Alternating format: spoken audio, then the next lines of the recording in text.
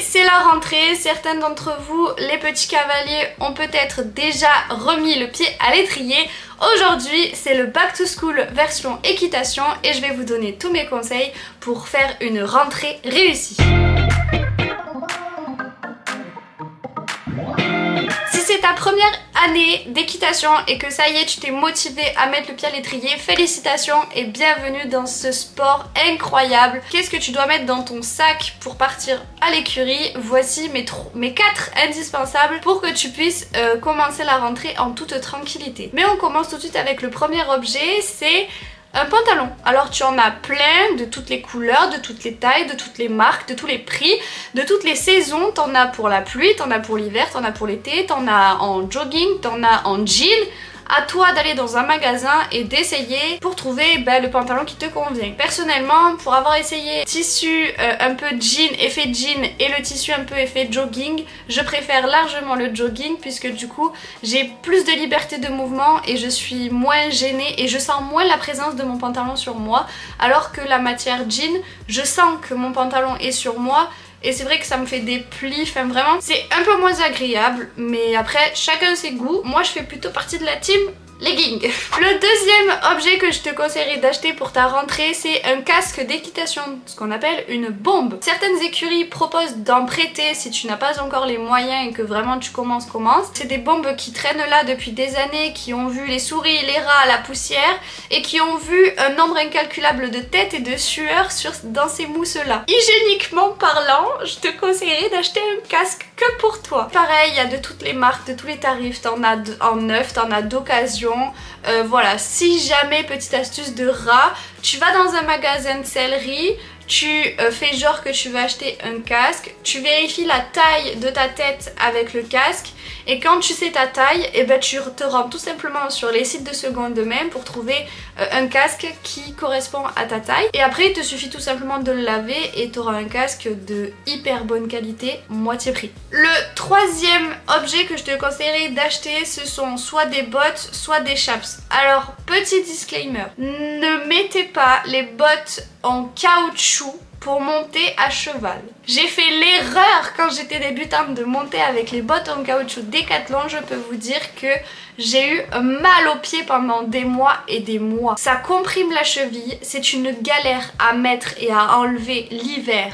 Parce que tu as la double chaussette, l'été c'est pareil, ton pied il gonfle, du coup t'arrives pas à sortir la botte, c'est une catastrophe. Normalement quand tu montes à cheval t'es censé avoir du poids dans tes talons et t'es censé avoir les talons baissés.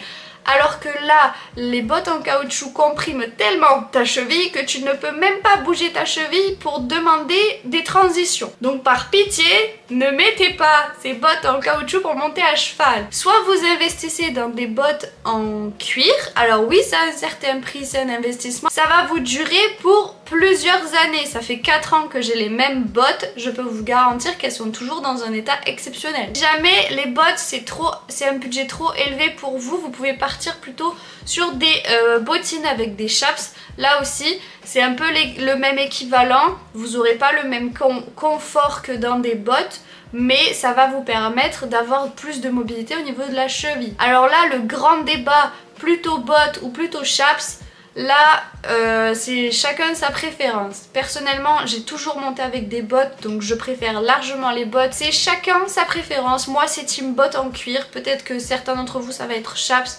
À vous d'aller essayer en magasin. Le quatrième objet que je vous conseille d'acheter pour commencer votre année en équitation, c'est des gants. C'est des gants. Alors selon les rênes, selon les chevaux, selon la main du cavalier, etc. Moi qui ai les mains sensibles, qui fais de l'eczéma, je préfère monter avec des gants. Surtout avec des rênes qui sont très ripeuses, très un peu type corde.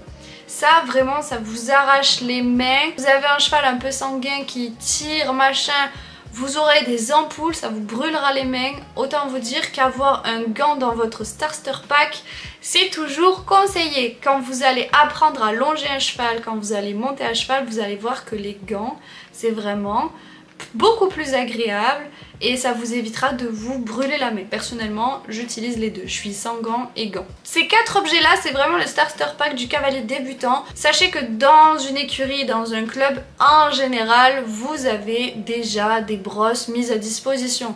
Vous n'êtes pas forcément obligé d'aller investir dans une boîte. Après, si vous voulez avoir votre propre boîte de pinçage, vous pouvez. Mais pour commencer, c'est pas forcément obligatoire. Un autre conseil que je peux te donner, c'est de visionner des vidéos tuto. Par exemple, comment est-ce qu'on se tient sur la selle, comment est-ce qu'on selle un cheval, comment est-ce qu'on met le filet, comment est-ce qu'on place une sangle.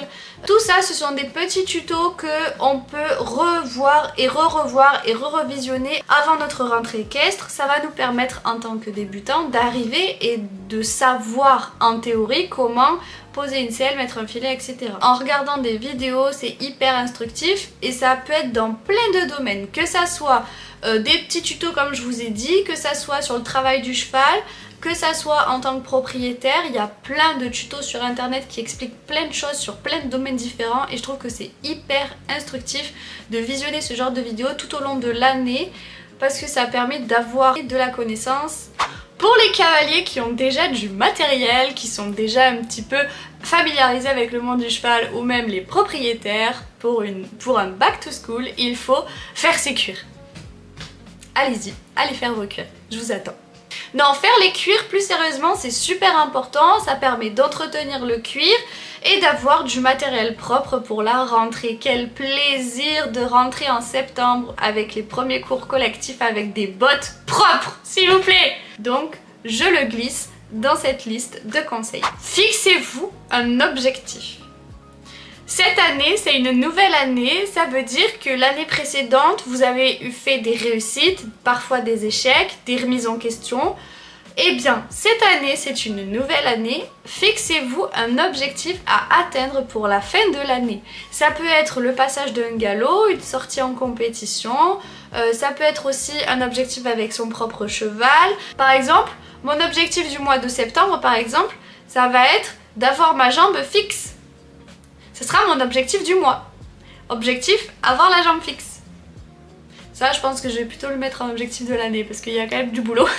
C'est quand même important de faire un débrief de la séance et de noter toutes nos séances sur un carnet. Vous pouvez l'écrire sur un carnet ou même sur votre téléphone.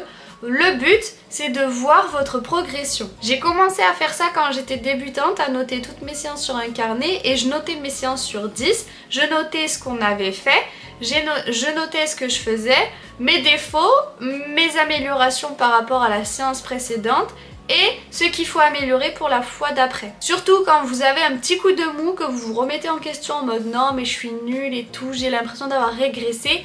Consultez ce carnet, revenez quelques mois ou quelques années en arrière et regardez les séances que vous faisiez quand vous avez commencé. Ça va vous remettre un petit coup de boost, c'est cadeau, c'est gratuit. Il est important tout au long de l'année d'avoir de la connaissance. Et pour ça, eh bien, achetez des livres, consultez les réseaux, internet, ça pourra toujours vous aider et surtout soyez toujours curieux. Posez-vous toujours plein de questions. Les plus bêtes et les futiles qu'elles soient, posez-vous toujours des questions, rentrez chez vous et faites vos recherches. Vous allez voir que plus vous allez vous poser des questions bêtes, plus vous allez trouver des réponses et plus vous allez gagner en connaissance. J'ai été obsédée pendant 2 semaines sur le fait que ma ponette sautait avec un seul postérieur. Elle sautait en décalé.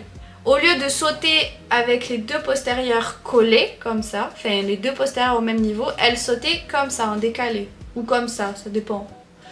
Et ça m'avait obsédée pendant 2 semaines. Pourtant c'est un détail très con, mais moi je suis très observatrice et je me suis posé la question pendant 2 semaines et j'ai enfin réussi à trouver ma réponse parce que j'ai cherché et j'ai trouvé. Aujourd'hui, je mets en place des exercices pour que Peach soit capable de pouvoir sauter comme ça, en parallèle.